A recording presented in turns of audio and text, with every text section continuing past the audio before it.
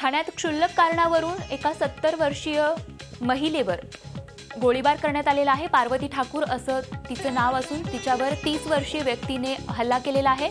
सुमेध करंदीकर असं त्या माणसाचं नाव आहे। पार्वती ठाकूर यांची प्रकृती स्थिर असून त्यांच्यावर खासगी रुग्णालयात उपचार सुरू आहेत। सुमेध करंदीकर अंबरनाथचा असून सुमेधला गुन्हेगारी पार्श्वभूमी आहे। करंदीकर हा न्यू हिंदुस्थान कामगार सेनेचा तालुका प्रमुख आहे।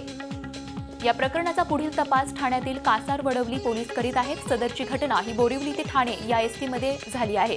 ठाण्यातून बोरिवलीच्या दिशेने जाणाऱ्या एसटी मध्ये 70 वर्षीय पार्वती ठाकूर त्यांच्या सुनेबरोबर प्रवास करत होत्या। त्यांच्या मागच्या सीटवर सुमेध गाडीत चढल्यापासूनच प्रवाशांशी हुज्जत घालत होता। गाडी भाईंदरच्या पाड्याजवळ आल्यावर त्यानं गावठी पिस्तुलातून गोळीबार केला। पार्वती ठाकूर यांच्या खांद्याला गोळी लागली। या गोळीबारानंतर प्रवाशांनी सुमेधला चोप देऊन त्याला पोलिसांच्या हवाली केलाय। एसटी बस बोरिवली ते ठाणे ते बोरिवली अशी नॉन स्टॉप विना वाहक असे जात होते। त्यामध्ये जखमी पार्वती ठाकूर व तिची सून असे ते ड्रायव्हरपासून पाठीमागच्या 2 नंबर सीटवर बसले होते आणि त्याच्या पाठीमागे एक इसम बसला होता। तो ठाणेनगरहून ठाणे स्टेशनवरून सुटल्यानंतर गोंधळ घालत होता। त्यामुळे लोकांनी त्याला ही गप्प बसण्याचं सांगितलं असतं। त्यामुळे तो दहशत माजवत होता।